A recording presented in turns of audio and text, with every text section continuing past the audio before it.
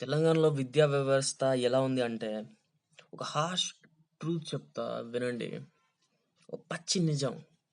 ఒక graduation complete అయిన student post graduation క్లాసెస్‌కి అటెండ్ కావాలంటే 6 మంత్స్ టైం పడుతుంది తెలంగాణలో. ఫర్ ఎగ్జాంపుల్ ఈ సంవత్సరం ఏప్రిల్‌లో గ్రాడ్యుయేషన్ ఎగ్జామ్స్ అయిపోయాయి. అప్పటినుంచి విద్యార్థులు ఖాళీగానే ఉన్నారు.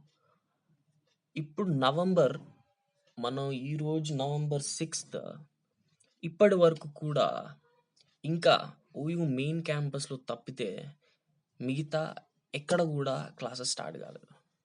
ఇంత దయనీయంగా ఒక 6 మంత్స్ టైమ్ పీరియడ్‌ని కన్జ్యూమ్ జేస్తున్నది. గవర్నమెంట్ ఒక ప్రాసెస్‌ని కంప్లీట్ జేయడానికి ఒక 2 మంత్స్ కూడా పట్టని ఒక టైమ్ పీరియడ్‌ని వాళ్ళు 6 మంత్స్ లాగ్ జేస్తున్నారు.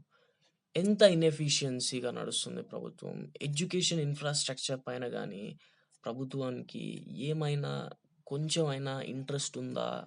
ఎక్స్‌పెండిచర్ చేద్దామని గాని, ఖర్చు పెడదామని గాని, బాగు చేద్దామని గాని ప్రభుత్వం ఏం ఆలోచిస్తుంది? ఎవరి గురించి ఆలోచిస్తుంది? ఓట్ల కోసం ఆలోచిస్తుంది. ఎన్ఎస్‌యుఐ అని కాంగ్రెస్ ఒకటి పెట్టుకుంది. ఆ ఎన్ఎస్‌యుఐ దేనికి పనికొస్తుంది? ఎవరి కోసం పనికొస్తుంది?